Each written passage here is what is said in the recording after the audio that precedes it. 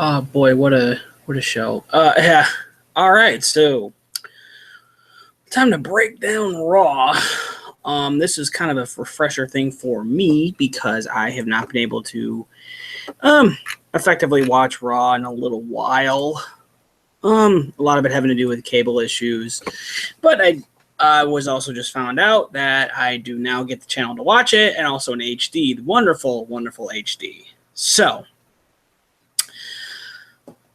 let's talk about the Superstar Shakeup, which I think I'll reserve my complete thoughts until the very end, but I will say this. Tonight happened. Not 100% sure what to really think about it at the moment. There's a lot to like, a lot to dislike, and a lot to laugh at. So I'll get right into it. The show started off with who we thought was John Cena, which if you're a genius, you know that it's not happening. And of course it's The Miz and Maurice.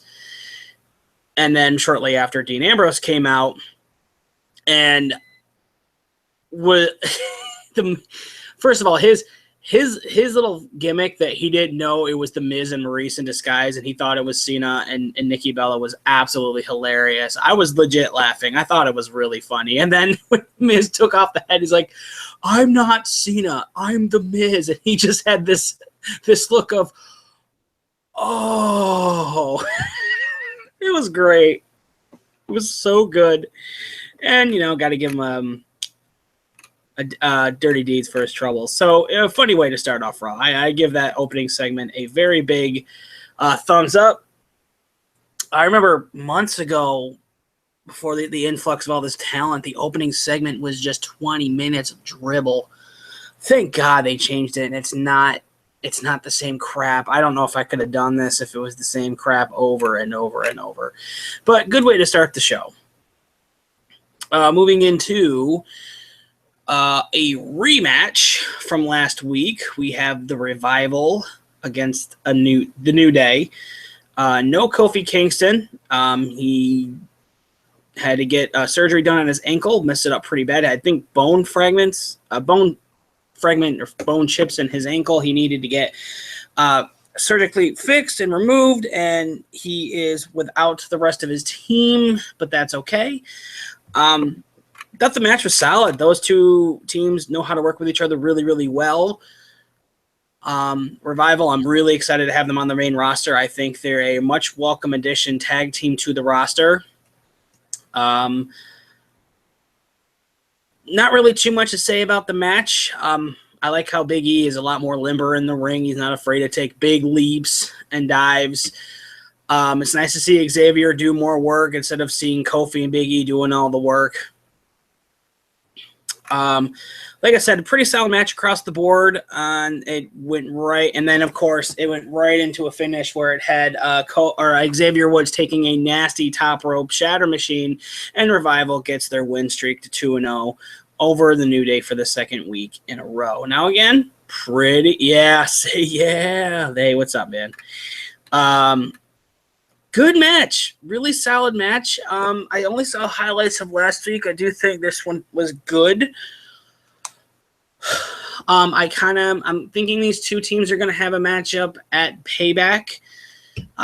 Revival is capable of doing so much more. I'm really hoping they don't hold them back like they normally do with tag teams that come up from NXT, because they gotta save all those moments for the big shows. And while it makes sense in NXT because you only have like 3 match cards a week and your pay-per-views are spaced out 2 or 3 months at a time, you have the talent, bring the people home, stop giving them a reason to hate you. But solid B+ match, and had nothing negative to say about it. Moving up, we had another surprise appearance from Smackdown. We had Curt Hawkins, the Bruce Willis of SmackDown. No, more like, oh my God, someone's tired. The Chuck Norris of SmackDown. I don't know why I was thinking Bruce Willis. Probably because they were airing so many freaking commercials for old Bruce Willis movies. Seriously, they were doing it all night. all freaking night. They were doing commercials for like Red and Red 2, and I think I saw several commercials for like a Die Hard movie. But yes, he is the Chuck Norris of SmackDown, and now he's on Raw. And I knew there were either two things were going to happen. Either someone was going to come out and just beat the piss out of him, or we're going to get another surprise appearance. And not saying I was wrong. I wasn't overly excited, but it was still funny. We get Big Show coming out. In the best shape I'd say he'd been ever since he debuted in 95 back in WCW. Easily great, amazing shape. The dude has freaking abs now. But you could tell just by his walk cycle, he's getting toward the end of his career. You can tell with the way he exits the ring, with how he walks down and gets into the ring. You can tell he's having leg and hip problems, probably lower back problems as well for someone his size and his age. I do commend him so much for losing all that weight and getting in better shape, because that's what it is at the end of the day. He needs to get healthy. So anyway, he just came right out and leveled Hawkins out in one punch, because why not? Laid him right out, and that was the end of that segment, and good for him. Curt Hawkins, clearly, he's your comical job guy, and they're probably going to keep him there for a little while, and I have no problem with that. I would like to see him in a match, where he's not getting knocked down his ass. So that was interesting, to say the least. I give this segment I give it a C. There's really nothing else to really say much about it. We get a backstage segment with Neville, and then walked in TJ Perkins, and then walked in Austin Aries. The whole point of this backstage segment was obviously to Neville get some heat. Perkins intervenes, and he's like, none if I have anything to say about it. And then Neville's rebuttal was actually really nicely done. Basically, like, you've had your shot. You were the first, and now look at your career. You're going nowhere. And then Austin Aries just kind of showed up out of nowhere, and he's like, hello, I will clean up this mess because you are losing the crowd. Which led into the following match. We had TJ Perkins, which love his intro. Absolutely, I love it. Anything video game related having to do with wrestling, I'm a huge fan of. Yeah, I know, Chris. Perkins heel turn, baby, boo all you want. I'm rooting for it, dude. I really am. The match itself was solid. I felt Perkins doing a lot more of the highlights, Aries doing a lot of the work. It was a nice trade-off, but ultimately, I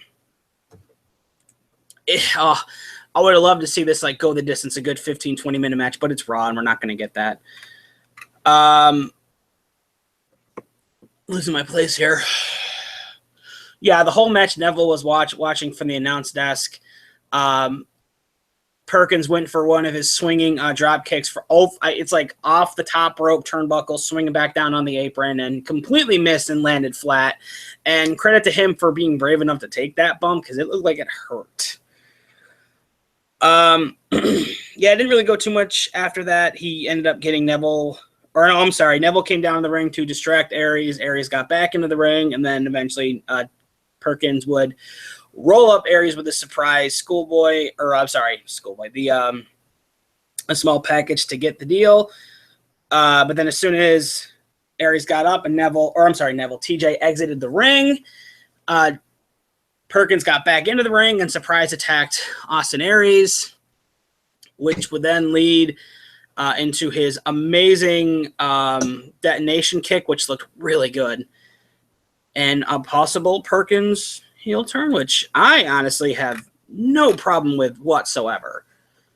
Like, they needed to start doing something with these cruiserweights, and I'm going to pause on this match, and I'm just going to go into cruiserweights for a minute.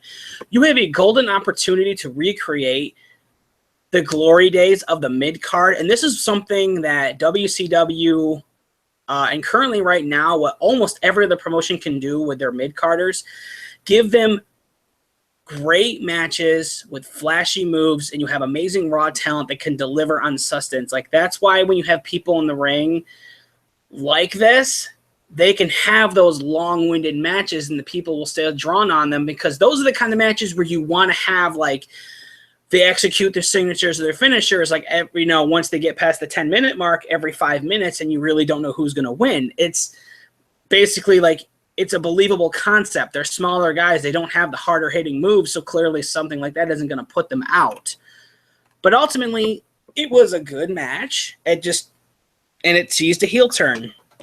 Now, another thing I'm going to talk about, another thing I was talking about during the whole show with a good friend of mine who is still watching, hopefully. This crowd, man, this crowd tonight in Long Island sucks. And someone who actually lives in New York State, I don't live in the city. I can't stand living in the city. It's overpopulated. The people there are idiots. Unless I know you directly, you're not an idiot. But outside of Madison Square Garden, New York is not a good place for WWE to do their shows, because the fans suck. They were very low energy, and when they were high energy, they were clearly trying to hijack segments, either when they were backstage or they just didn't want to get into the match. Whenever somebody was doing a transition during a match, they just wanted to start chanting random stuff. And honestly, that pisses me off. Like, I understand there's this mentality that you go into these matches and these events and these shows, and you pay the money to go and do this. Understand this. These guys only, follow me on this, these guys only visit these towns so many times a year, once, maybe twice. Where I live, it's very few and far between. They might do a local house show, and then they might do one big show like they did tonight in Long Island.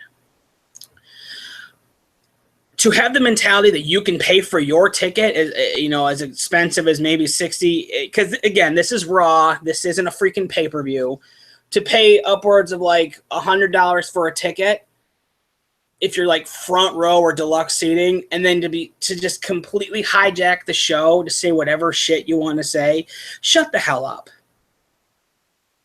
This show isn't just for you jackasses that are basically had enough money to splurge on front row tickets so you can pretend to be involved. Like, you're there for the show. Get involved in the show.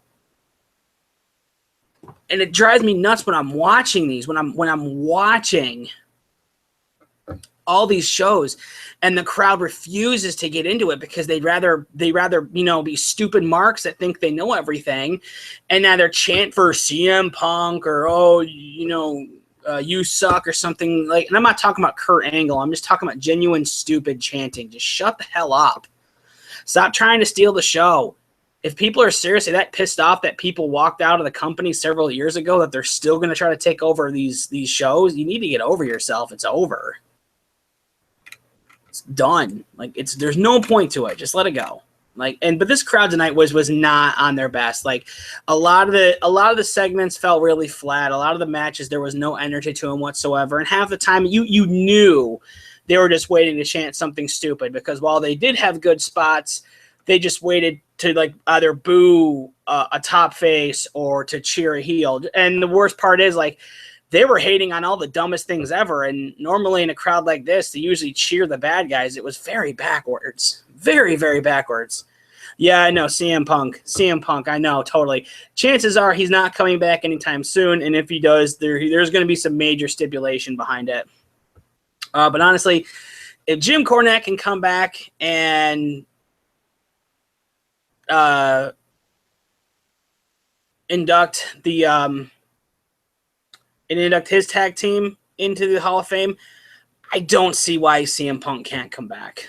My boy DC Redia, again, congratulations on 500 subs. Glad to be helpful. Anybody who does eventually watch this, go and check that out. Except for the person who downvoted this video. Clearly you must be one of the fans, and I'm sorry if I offended your low intelligence. The biggest downfall of pro wrestling, especially in the E, that they are bored. Why buy a ticket, PSC? Pretty much.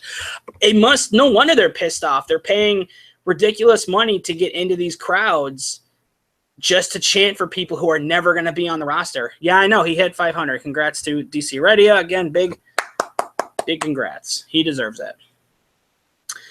I mean, it's silly to just pay that kind of money to go in there and just start chanting for people who aren't going to come in. But I say again, if Jim Cornette can come back and induct the Midnight Express into the Hall of Fame, then I still think it's possible for CM Punk to come back. I mean, Sting came in WWE when a lot of people thought that wasn't going to happen. Yeah, yeah, right. Well, he's on SmackDown, so oh well. Oh well. Oh no, I'm sorry. God, I don't even remember. Do not even remember. But anyway, moving on.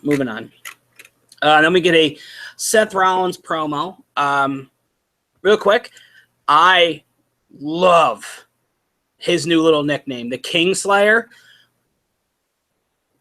Some people might disagree. I think it's very fitting for him. The Architect, it was a good nickname to have during the Shield and maybe like after the Shield for a while, but a couple years after, yeah. The Kingslayer after this is great. You know, wear that on you for a while. It's going to go very far. And honestly, it just sounds badass. Like, I looked over, Seth Lannister, the Kingslayer. Exactly. It's just a badass name. It is a badass name. It really is. And come on, you know, like with his little SR symbol or with the target crosshairs and like Kingslayer, you tell me you wouldn't buy a hoodie that had his symbol over the heart and then on the back it said Kingslayer. Dude, those would sell. But anyway, decent Seth Rollins promo. Talking about him staying in Raw, he might regret it, having to deal with Stephanie when she comes back, him not bringing up Triple H for some reason, probably because he's going to hibernate until it's time for his next feud. Stephanie would come back, make his life miserable over what happened, and then Kurt Angle came out, and I think got one of the biggest pops of the night. Came out and said that he had given his orders that Stephanie wanted Rollins off of Raw. But he then saw something in Rollins during WrestleMania and how with Kurt Angle, he won a gold medal with a broken freaking neck. Seth Rollins was a one-legged man and won the ass-kicking contest, which I thought was pretty smart. And basically, he gave Rollins his endorsement that, hey, you know, stick around. I see potential in you. Shortly after Samoa Joe ran in, those two had a little square off. Joe ended up backing off, and we end up with Angle and Rollins in the ring as we go to commercial. Perfect. Very simple, right down to the point. I was curious if Rollins is going to stay on Raw. Main reason is Ambrose coming over to Raw, which now officially means that all three Shield members are now back on the same show. And a little birdie told me that there might be a possibility of a Club versus Shield match, but a certain other Club member did not debut tonight. Oh, well. Anyway, Sal, I would very much enjoy a match at Payback with Seth Rollins and Samoa Joe. I was very upset that Samoa Joe was not on the card at WrestleMania. He very well should have been on just something, a squash match, something. Get him on the card even in the pre-show or something. Have him like squash Apollo Crews or something. Just have him beat the hell out of someone who's like, oh, a new natural athlete, and just boom, there you go. Just get him on the show. Give people a reason to watch Samoa Joe. Get people invested in the characters. That's how you sell. That's how you sell T-shirts. Solid promo. Give it like a B+. It could have been a lot more. I would like to see them like brawl till we finish, but I think they're going to be holding that off until as they get closer to the pay-per-view.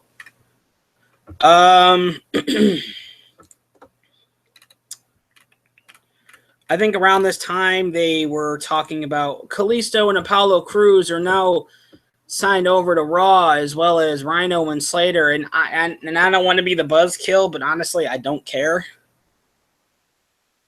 Because as it stands right now, we have Miz, Maurice, Dean Ambrose, And now we have an additional 4. So 7 people so far. 7 people have so far come over from SmackDown.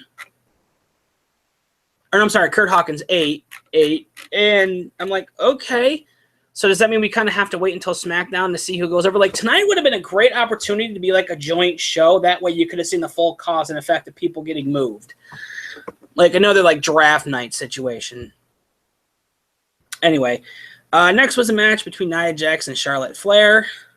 Nothing to really talk about. No, this was primarily Nia's night. They're really working with her. She ended up winning her match, in which she got out of a figure 4 leg lock by shoving Charlotte into the turnbuckles, which ended up Nia then picked her back up for the Samoan drop, got the 1, 2, 3, and that was the end of that match. It was a real almost nothing match. Middle of the road, C-. I'm glad they're doing something with Nia as opposed to just letting her be like the monster female bruiser type that just sits around and just does nothing. Like they're actually having her do work. But I know, Chris. The thing is I don't like Heath Slater and Rhino. I think together as a tag team, they're fantastic. They're a whole new flavor. But the thing is like once that gimmick wears off, I mean, it's got to be WWE, man. Like they really soured you on them after their little initial run went. Because when they were the champs, I freaking loved it. Like they were comical, funny. It's something else. She's not like most of us. No, and I agree. And I'm glad they're not getting Charlotte ready for another title reign. Like get Nia Jax ready. She can work in the ring. She's very fluent. She can talk on the microphone. And, you know, for a bigger girl, she's gorgeous, in my opinion. She has amazing hair. Her eyes, oh, my God, you can get lost in those eyes. Like, she has, like, this look, this menacing look, almost like a snake that hypnotizes you with its glare. And that's perfect for someone like her because when you least expect it, she strikes. Hey, I'm sorry if you like Charlotte. I'm not saying she's bad. I'm full. Let's just put it that way. I'm full. It's been the same gimmick since day one, and I'm not saying she's bad, and I'm not saying she can't have a bad match, but it's the same match. It's the same match. It's the same Charlotte match for the most part. It's literally the same thing. She works over someone. They get a small comeuppance. She comes back. No sells for the rest of the match, locks in her figure 8, and then there you go. Unless it's, you know, other situations be implied. So Nia, big things from her in the future, and from Charlotte, we will see. We then get a returning Finn Balor versus Jinder Mahal. I will say Jinder Mahal. Dude's been hitting the gym. He's in fantastic shape and good for him. Finn Balor did not miss a beat. Again, not a real anything match. After several minutes of basic holds and a couple Pele kicks, Finn sealed it away with a coup de grace. My biggest concern with him hitting that was I didn't want him to like do a rollback after he nailed his kick. And then, like, him tweak his shoulder. Because I know with injuries like that, it's really, really easy to flare back up, especially after a move like that. Finn came back. The crowd was loving it. I don't know why people get so mad that he doesn't come out and make up, like, his like, makeup all the time. He clearly reserves that for big events, like pay-per-views or special vignettes. Like, when they did his first run with Seth Rollins for the Universal title, and he came out on Raw and like the full-on demon get up, I thought that was great. He doesn't need to do it every time he's on Raw. I'm not saying I'd be opposed to it if he did do it. I'm just saying it's not necessary. Like, he's calling upon those, like that dark side of him for the big matches when it counts. It's an edge. Yeah. I figured that. Yeah. I mean, I did see some New Japan stuff where he was in makeup and there were times that he wasn't. So I figured just keep it to special occasions. Here's a smart idea, WWE, if you haven't done it already. How about at the pay-per-views, How about you charge a freaking vendor to face paint the freaking kids in Finn Balor makeup when he's on the freaking show? There's your opportunity to make money. And then right at the end of this match, we get a vignette from Bray Wyatt. And now he is on Raw. So I guess that makes 9. And he said several things. Raw's his new home. That he's bringing his House of Horrors WWE title match with him to the Payback event, and that he'll be watching Finn very closely. I'm excited to watch those two at Payback if it does come down to it. However, I am a little nervous if they're going to have a silly stipulation like the House of Horrors match, because instantly I'm thinking of like that extremely stupid electric chair cage match they had in WCW, and I'm like, oh god, you did the same thing in the Ambrose Asylum match, or the Asylum match. Don't do it here. Don't do it here. Coming in a strong note. Oh my god. Honestly, I think that was a bad move. I think Bray should have stayed on SmackDown and like been the top guy on that show. I think he's going to get lost on Raw. I really do. He should have stayed on Raw. Honestly, I think he should have stayed on Raw. And this would have only worked if Bray Wyatt would have retained at Mania. But honestly, Bray Wyatt stay on SmackDown and Randy Orton go to Raw. Because honestly, I think Randy Orton did at that point, if he would have lost at Mania, he would have done his thing. He would have moved to a different brand. It would have been a perfect opportunity for him to move. But now we get Randy Orton on his lead brand on SmackDown, and honestly, I'm done with him as well. But we're not talking about Randy Orton tonight. I'm talking about what happened here tonight. We then get a match between Sami Zayn and The Miz, which was actually pretty good. Sami Zayn clearly is going to be one of those guys that they're really going to work on with him over the next year or two, and they're going to make a big project out of him. Like, we're going to see him. I think we're going to see a Daniel Bryan situation with Sami Zayn. I really, really do. Like, they're giving him a lot of airtime. They've had him ruffle feathers with the original GM and Stephanie McMahon. I have a feeling that it's going to pay off. Not recently, but soon. Like, you're going to see his struggle with the people in charge, the people he works with, who clearly feel like, he doesn't firmly grasp the situation that he's in. A real coming to Jesus, quote unquote, of like him realizing his true potential and him rising through it to become better and better and better. And then like through the pay-per-views, we'll have amazing matches, and who knows, they'll come to a huge WrestleMania payout. But anyway, the match itself was actually really good. Miz proving he can always deliver. I'm glad now his gimmick has gotten to a point where it's tolerable, as opposed to either having somebody tag with him who's more enjoyable than he is, or just in a scenario where he's often looked at as a joke. In this situation, he can wrestle. He's done it numerous times, and he's done it very well. And he comes out with his wife, who was just a natural-born heat magnet. So, of course, it works with him. The match went very fluent. Miz, of course, using Daniel Bryan's kicks, which I love. If anyone's going to use them, got to have the Miz do it. Of course, he's the person to steal it from Daniel Bryan. He eventually kicked out of Zayn's Blue Thunder Bomb, which looked amazing. Miz was going for the skull-crushing finale. Then Sami rolled him up and got the win. And the question marks appear if Zayn is going to be sticking around on Raw or going to SmackDown. Honestly, I don't think it would be the worst thing in the world if he went to SmackDown. He's one of those people where I think he's gonna make the show better no matter where he stays. I almost want to say right now, with everyone coming over to Raw, the grass might be greener for him over at SmackDown. My biggest concern is that Raw is getting way too much of a talent pool, and they're kind of doing what they did to SmackDown prior to this draft, and they're trying to make Raw like the premier show where SmackDown is an afterthought, and I'll get to that later.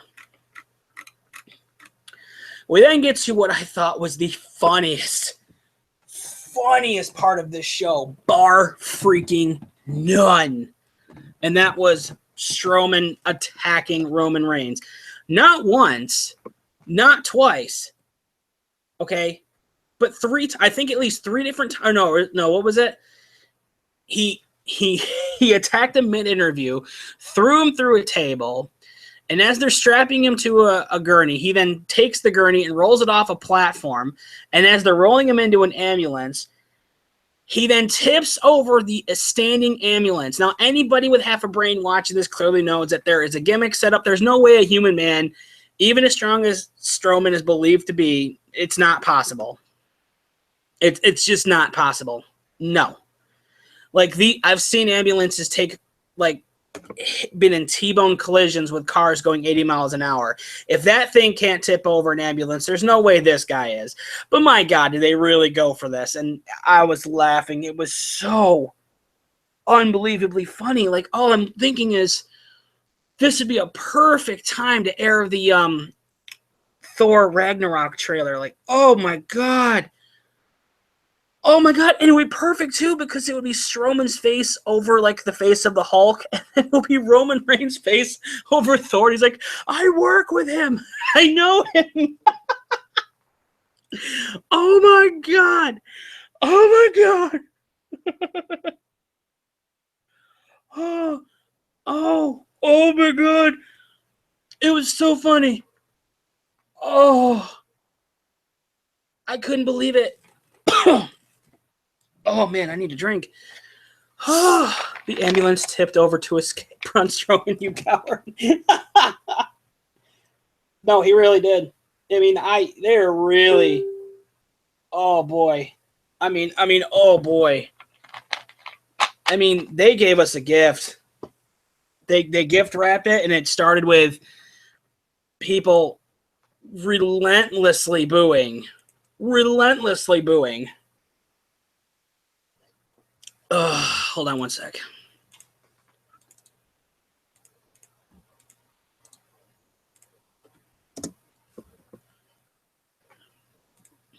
Yeah, sorry for people relentlessly booing Roman Reigns because I have a feeling he's never going to be able to he's never going to be able to relive him beating Undertaker. He is forever going to be. He's going to be generating some bad heat for a while, and then to have a notable bad guy, a notable heel, come in and viciously attack him to the crowd's delight, and then cheering, nah, nah, nah, nah, hey, hey, hey, goodbye, as he's getting wheeled off onto a stretcher, and then carted out in another van. Oh my God, it was, yeah, I know exactly, Chris. It brought me back to the Simpsons episode where the kid was crying, like, stop, he's already dead.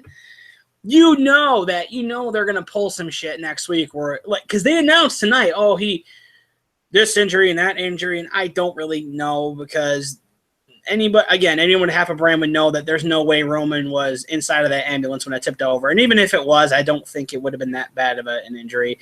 Literally, it was a 90-degree tip over. He could have very easily just braced himself against something. But anyway, oh God, it's so funny. Oh my God. The only way it could kill is if they do another similar setup where it's said this time Strowman and Roman Reigns did a Superman punch to the side of a paramedic's truck and it tipped over. Oh, Roman Reigns is suffering from anal bleeding. Well, that's Vince's fault. Roman dies, becomes a new Undertaker. Oh my God, that'd be terrible. He actually wouldn't look too bad in the black wife beater and the leather pants, especially with his hair and tattoo get up. That'd kind of be a little badass, but he should be nowhere near that. That's Undertaker's. You leave it alone. Geek Fortress says, "What's up? What's going on, dude? Thank you for coming by." I almost drank from the wrong cup. That was my old coffee cup, and I had no coffee in it. Seriously, this was the A+ moment of the night. That was my A+ moment. It was so ridiculously over the top. And literally, and I have been reading Captain America Civil War ever since issue 1. This shit is absolutely silly. But I loved it. A+. I loved it.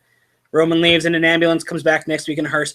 You realize if he did that, he would never be even a heel turn would not save his career. He would get buried.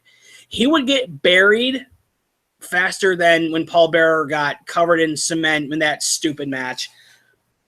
It would be a burial unlike anything ever. Forget any other heat you've ever heard of. Forget Russo heat. Oh, stop it with that. Zeb Coulter comes back as the new Paul Heyman. Yeah, the Paul Bearer. Yeah, that's not going to happen. Ro Ray got owned. Haven't seen him with the car since the Big Show. I love how Michael C. was like, in all my 20 years, I've never seen this. I'm like, dude, really? You've seen some shit. The thing is, we're talking about a guy who I think got raped by Heidenreich live on the air, or at least that's what they wanted to imply. Yeah, go look up that footage and tell me that's not what it looks like.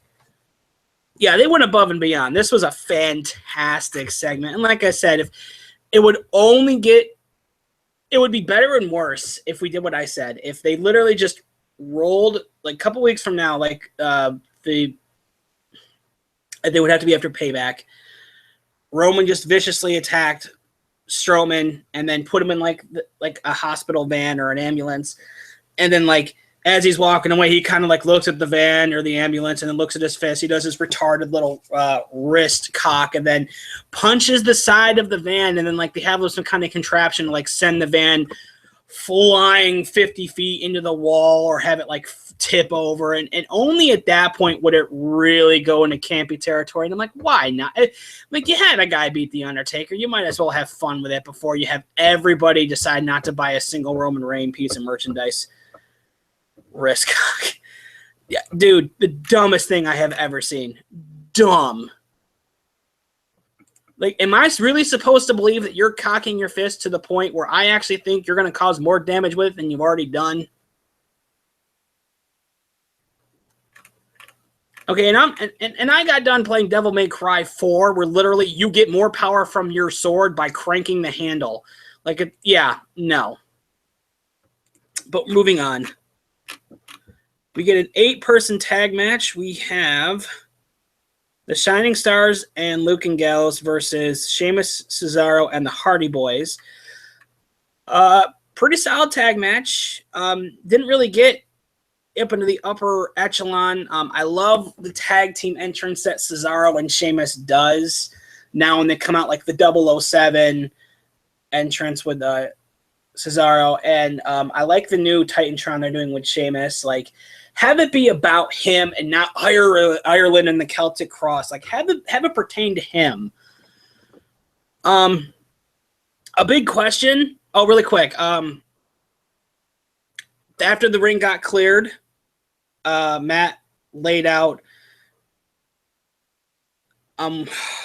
He laid out one of the Shining Stars, I believe it was. Let me go through my notes.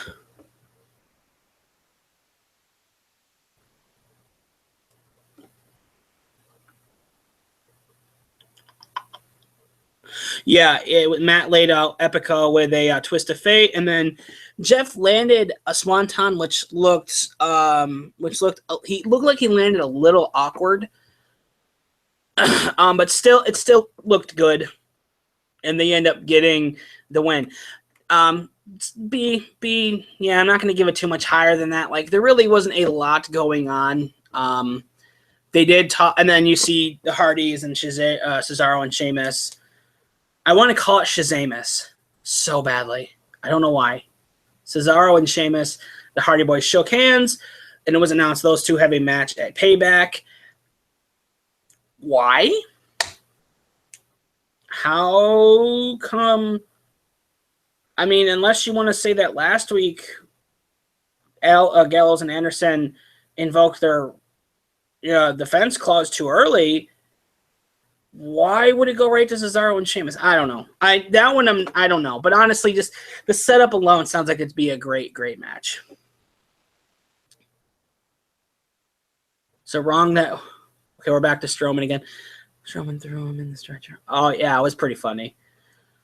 Carl Anderson is a beast. I'm liking him a lot more. It's all about that swanton. It was. Yeah, what was that? Like, he showed up from NXT, like the Drifter from NXT showed up, they panned to him once, and he was never seen again. Like, what is that? It literally looks like a a cross between Jeff Jarrett with the guitar and like Solomon Kane, I want to say.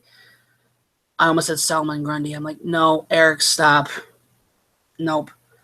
I'm not overly familiar with that. I don't really watch all that much NXT except for the pay-per-views.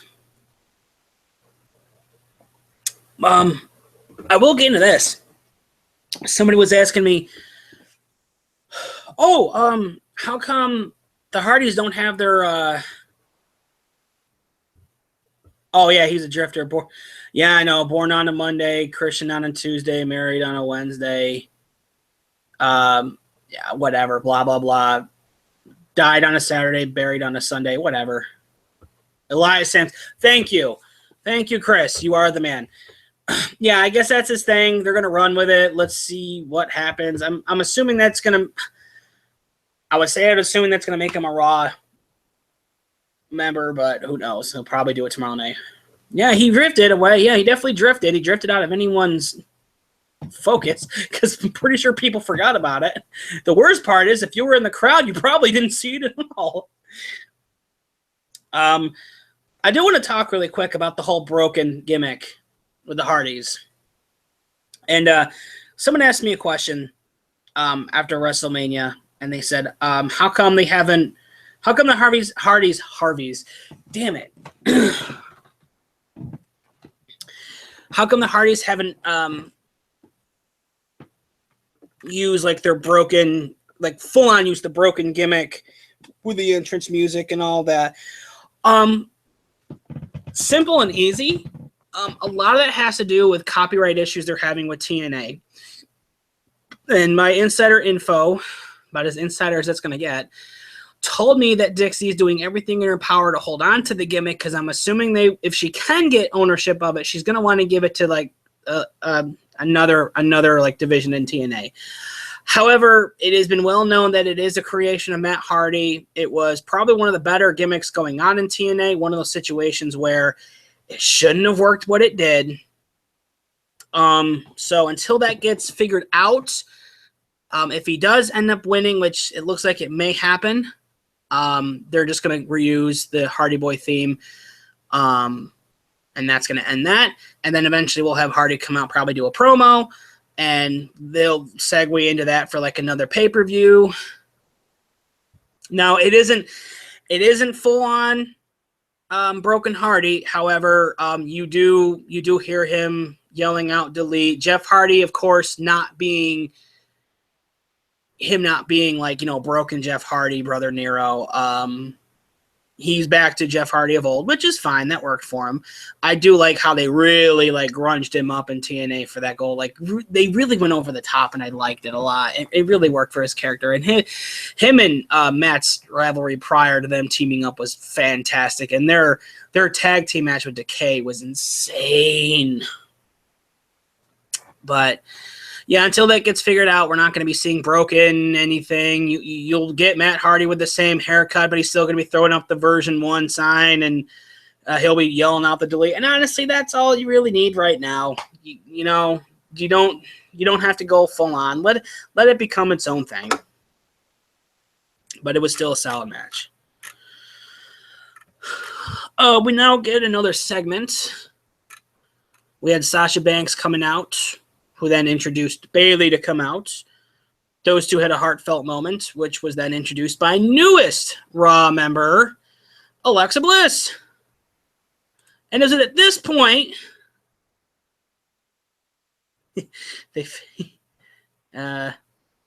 Jeff can still die if not bad at all. I hope they, honestly, even if they don't retain the broken gimmick, like the whole delete thing is not going away.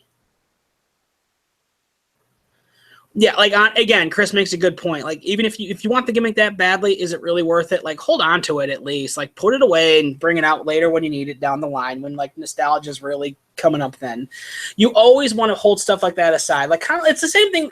Just the whole argument with Power Rangers. You always need an appropriate time to take your abilities to the next level or your show to the next level. You don't if you're going from one brand to another, you don't want to start off with what you had because then it's going to grow weak really quickly. But back to what Alexa Bliss. Alexa Bliss, now on Raw. Yeah, I know. Stay Hardys for a while. It works. Just stay Hardys. My issue, I just wanted Matt to retain the mannerisms because honestly, that's the Matt I like.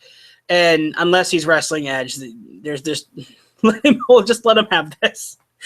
Yeah, Alexa Bliss came out, and if her deal now is she's going to cosplay Harley Quinn, I'm going to hold her to a much higher standard.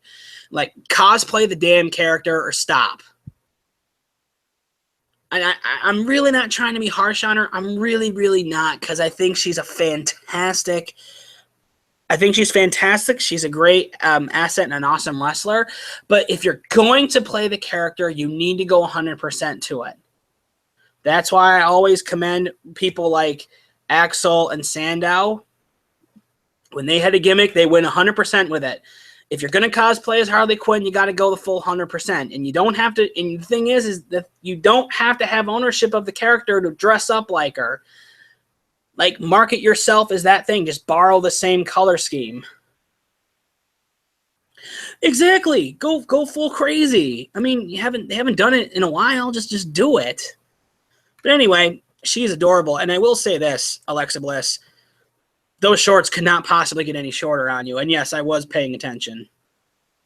So she came out, told Bayley and Sasha, she's not dealing with the Smackdown drama anymore, and it's now her land. And then all of a sudden, Mickie James came out, and now we had another member of Raw. I'm like, Jesus. I think that's between 10 and 12 new people on SmackDown. Who the hell does SmackDown have for women talent now? I guess you got to tune in tomorrow to find out. And it was at that point Mickie James came out and she's like, Alexa, if you thought your nightmare, or if you thought that the drama was coming to an end, then your nightmare is officially beginning. Not bad. And then Nia Jax came down to the ring, knocked her out, then took out Sasha and Bayley. She had a brief confrontation with Alexa Bliss and then ended up walking away. So, good segment to introduce the new talent to Raw. They need to have a Joker. Can you imagine that? If they had a male counterpart to her, I don't think she needs it, honestly. And no, I'm not. And I'm going to hold on. Oh, my cornet. I need to have my Sprite handy because I'm losing my voice. As a comic book fan, and I'm sure you'd appreciate this, Luis, no, she doesn't need a Joker because that is not a relationship. That is Stockholm Syndrome. And I would really, as a personal preference, I don't want that on television. Enzo Moore, the Joker. You know what? He probably could. He'd be like the straight OG Joker, the fourth version of Joker we never had. Mickie James has the worst theme music on earth. Yeah, it's literally just a clap along. It literally just is. It's time to evolve. Nia Jax. Oh yeah, it's gorgeous. Thank you very much. Good segment. About it again, a B+. Nothing's really hitting outside that mark except for the Strowman beatdown. And then we get to the final match, which is champion versus champion. Dean Ambrose versus Kevin Owens. First things first. Stop advertising it as a champions versus champion match if the titles aren't going to change hand. Oh, well, they're just trying to point out it's a champion versus a champion. How many freaking times have you done that? Like, they own the rights to everything that was WCW. They had a fucking match between the United States champion and the heavyweight champion frequently, and they never had to refer to it as that. It's so misleading. Like, it would have made a lot more sense if you just would have said both titles are on the line. Like, there you go. That'll get people to tune in. Don't advertise champion versus champion. And then right as the match is, about to get started, you have Michael Cole telling everybody the titles aren't on the line. They're just both respectable champions. Dude, shut the hell up. Shut your mouth. Stop insulting everyone's intelligence. But anyway, these two actually had, in my opinion, the best match of the night. Kevin Owens doing the bulk of the work. Dean Ambrose pretty much on defense the whole night until he switched it up. A lot of crazy dives. Excuse me. He's angry, but I agree. It makes no sense. Someone walked up a bold title, shouldn't be called away. The thing is like, if you want to make a big impact, you need to have your leadoff be the big ending. And when you're advertising people on different shows switching, you have to do it properly. And when you advertise a champion versus champion match, it's very misleading because you're going to have people, like the people who watch for a long time, they're going to see that and they're going to think, they're probably just two guys fighting. They're not for actual belts. And then you got people who are not very aware of this, and they're going to be like, oh, it's two championships in the balance, which it'd be rare for Raw, but rare is also a good thing. I can remember quite a few times the championship was switched on Raw and SmackDown. Like, those were good times. Match was really, really good. Owens went to capitalize on a pop-up powerbomb, but Dean was able to swing out of it into a Dirty Deeds, which ended up giving him the match. So a pretty good match. About a good B+ to A match. Like, the thing is I know some people are going to disagree with me on this, is I love Kevin Owens. He's very well balanced. My problem more or less is with Dean, because a lot of what he does is set up for someone else. Like his whiplash lariat, when he bounces off the ropes, comes back in and hits that lariat. Like he has to get pounded on for a while. His diving elbow that he does to a standing person, again, that's a setup. A lot of his stuff requires to get set up, which means that a lot of Dean Ambrose matches kind of follow the same formula. It's not bad. It's just it's a little tedious. This one, not so much. Felt really fresh. Kevin Owens makes anyone look good. Dean Ambrose is solid all around. But that wasn't the end of the night. I was led to believe by a certain friend who I shouted out earlier, which, again, you should go and check out DC Radio's channel. He is now currently, I think, at 501, but that's not going to work. We need to get him to 600, 700, 1,000. Get him to 1 million subs. Let's do 1 million. 1 million sounds fair.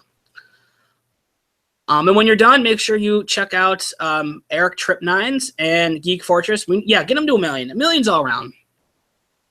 And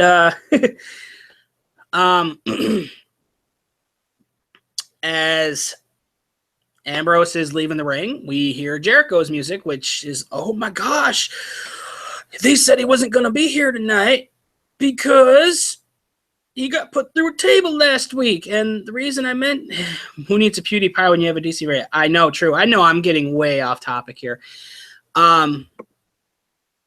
Jericho comes out, hits his codebreaker on Owens. That's how we end the night. Now, originally, my boy Chris told me that AJ Styles coming to Raw was a lock. Well, I got your key right here, buddy, and about to throw it back in the pond because that's a whole lot of nonsense. Otherwise, they're waiting on that one for another week because I have no idea how long they're going to extend this Superstar Shakeup. Eric Trip9 made me think of the Triple H of our Goon Squad. No, it was more like an early DX segment where Shawn Michaels was, and you have to watch the OSW reviews to get this joke, but it was a segment on DX where Shawn Michaels is handing Triple H the microphone, and he's like, "Tell him try." It was so silly. Oh my god! But anyway, kind of a lackluster way to end the night, like.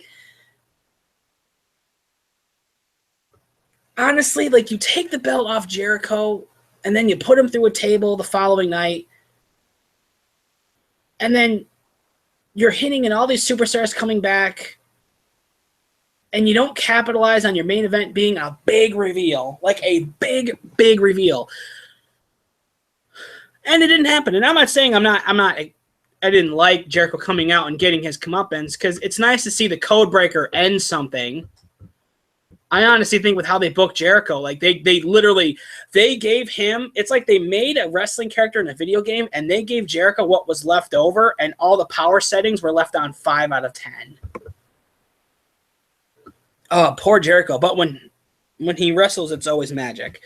So the night as a whole, I'm going to say, like, it wasn't terrible. It's really not terrible at all. There were only a few things that really, really felt short. Like, the ending was good, but you were really kind of expecting more. Most of the matches were pretty solid B matches, just nothing really like next level. I really wish Raw would let these guys wrestle longer on camera. That was one of the biggest problems of the main event, is that there was an extended commercial break that really ate into that final match. The attack on Roman Reigns was the best part of the night, hands down. I really think the only negatives of this were Bray Wyatt coming to Raw was a shocker, and honestly, I really don't like that. I think him coming to Raw just takes way too much of the talent pool away from SmackDown, because as of right now, it's looking pretty slim. Let's see, as I'm going through everything. I mean, that was really it. I mean, a lot of it was just breakdown stuff, getting ready for the following week. The main event was going to be Owens has lost 2 weeks in a row since winning the U.S. title. The thing that saved the show for me was AJ staying on SmackDown. The shoutouts are real. Meltzer said the lock. Owens always loses as champion. No, that's true. They're booking a lot of these guys weirdly, and I don't know why. But yeah, Owens losing 2 weeks in a row is not good, which means again, we all know what's going to happen at Payback, because everyone knows Jericho's tour dates. So the night as a whole wasn't bad. However, it really did not exceed any expectations. And when they were really at pushing this whole shakeup thing, nothing really got shaken up. We had roughly 12 people come over from SmackDown to Raw, and now the talent pool in SmackDown looks really weak. And honestly, SmackDown, in my opinion, was the superior talent-driven show, because with 2 hours, you have less filler and all substance. And now Raw, which already has a much larger roster, now has even more people over there. So now the question has to ask, who's going over to SmackDown? So we're going to have a little fun here, have a little segment called Who Would You Like to See Go Over to SmackDown from Raw? Now, I'm going to make this 100%, rule-free. They just have to be Raw. They have to be Raw, and they have to go over to SmackDown. So I'm going to leave this up to the people who are watching. Put in your suggestions over who you think should go over to SmackDown as is. I'm going to say while those are coming in, I'm going to take some more comments. Owens always loses his champion. He doesn't always lose his champion. He just loses his champion when everyone's watching. Are we going to talk about a possibility of the Shield coming back if SmackDown doesn't take Roman? That would be fun. SmackDown's not getting Roman unless this is their send-off to Roman, which immediately makes what he did to Undertaker extremely pathetic. No, he's going to stay on Raw, and he's probably going to have a match with Strowman at Payback. Which, again, is not good because, again, they've now built Roman to be the big top underdog. And again, they're giving an opportunity to a guy like Strowman, who could be the next big, next big beefy monster, and they're going to feed him to him twice in a span of 3 months. So that's not good. Like that's stupid Kane championship match booking when your champion is Daniel Bryan. Stop feeding him the big monsters if you're not going to have like Frankenstein win a match or two.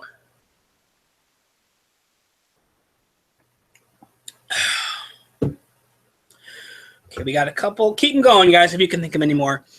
Sami Zayn.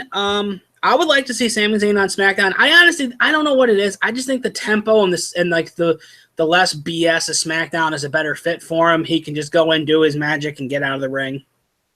The club, yes, I'm going to 100% agree with it. I honestly do think Gallows and Anderson need to go to SmackDown. They reunite the club, and the club just dominate all of SmackDown. Now is the greatest time for that more than ever. They need the power. I'm just getting a thought here. Fantasy booking. They reunite the club with Styles, and they go full on Monster Heel League. Like they just decimate everybody. And it gets to the point where now they're practically running the show NWO style. And basically, like, they turn into, like, who wants to be part of the club now? Like, that'd be pretty cool. That'd be something that would at least run until, I think, next fall. Like, if they were to start doing this tomorrow. But anyway, just my thought. I'd like to see Charlotte go to SmackDown. Yeah, I think that'd be a good choice, too. I was honestly thinking Sasha might be the person to go to SmackDown. I think she'd be better be a better fit on SmackDown. There's a lot of girls there that can really learn from Sasha. My only issue with Charlotte going over to SmackDown is that you currently have a face champion. You have Becky Lynch. You have, let's see, Carmella, who is just obnoxious. Natalya, which it depends on what day of the week. If you're going to have Sasha go back, she has to go back as a heel. But I could see either one of those two going back. Sammy, Kevin Owens, Revival Club. So pretty much everybody. Sami Zayn, sure. I honestly thought that because Carmella and the Chinless Wonder. I'm going to get to that asshole in a second. Oh, what the hell? Yeah, I honestly thought that too. I thought Kevin Owens was going to go to SmackDown because Dean Ambrose came to Raw with the belt. So now all SmackDown has is the heavyweight championships. They have the heavyweight championship, they have the women's championship, and they have the tag team belts. And now Raw has cruiserweight belt, both mid-card titles, women's belt, tag belt, and universal champion. Now that I'm thinking about it, they might end up doing that only because Brock Lesnar is going to part-time. So, Revival. No, I'm going to say Revival stay on Raw right now because I want the club to go to SmackDown. Revival stay on Raw. They're like the holding power Raw needs right now. Dana Brooks, sure, I can see her doing that. I think that'd actually be really, really smart, and I think that's kind of what they were doing with her, and her little segment with Emma was her little send-off. Jinder, I'm not really partial to. Asuka getting called up from NXT would be marvelous, but she needs to drop her belt. So when that happens, I could see that happening. That'd be badass. Carmella and the Chinless Wonder. Carmella, in my opinion, is probably one of the least talented females on that roster. Her Jersey Girl gimmick is not something I like because I see it almost day to day. It's obnoxious. And I'm sorry, she's just a tanned white girl, so you could stop trying to pretend like you're some hip-hop artist. You have no rhythm. You have a shit attitude. And your male escort is someone who I personally want to punch square in the throat just so I can give him a chin.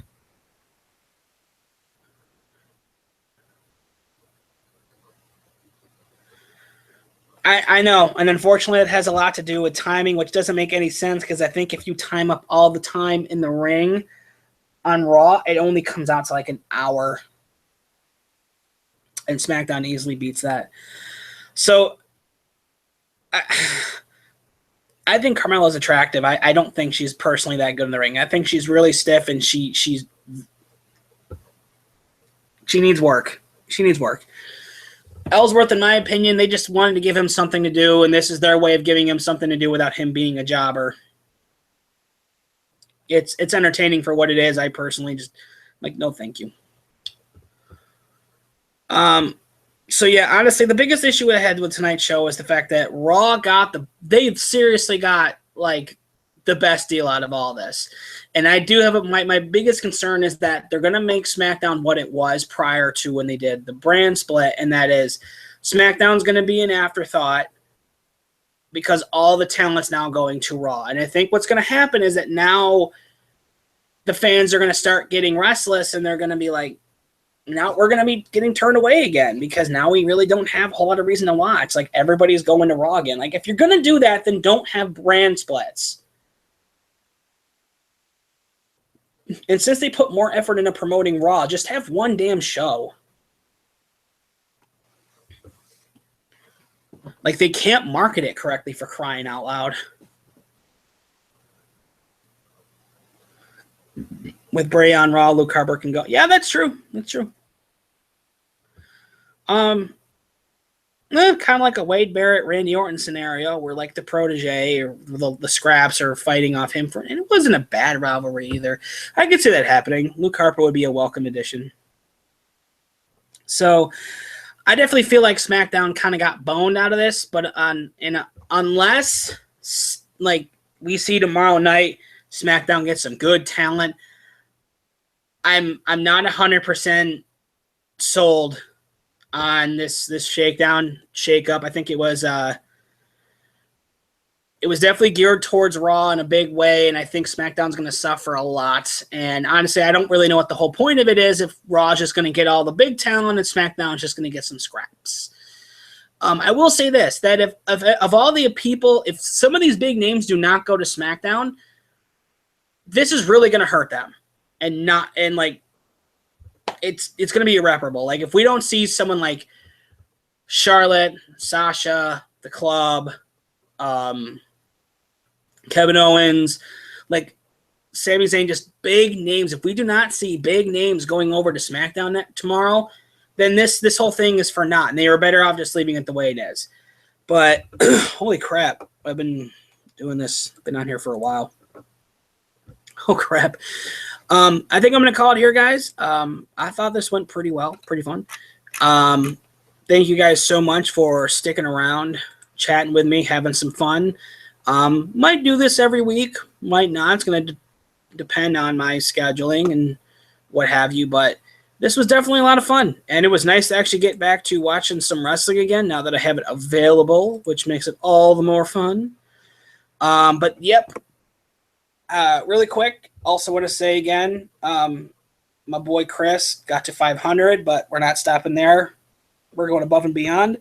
And if you're new here, be sure to give my channel a nice little fist bump over that subscribe bar, because we are the road to 300 subs, about 40 away or so. And I do plan on having a nifty little contest giveaway for the winner of my 300 subscriber contest when I announce that video, which will be happening in a later date, TBD. Anyway, guys, that's going to be it for tonight. Thank you so much for hanging out with me. Don't know if I'm going to be doing a fallout of the SmackDown show, only because I have to be up super early Wednesday morning. Want to thank everyone else for coming in the chat room and hanging out and having a good time. Guys, you make it worth it 100%. And that's going to do it. So until next week, I will be wrestling with you later.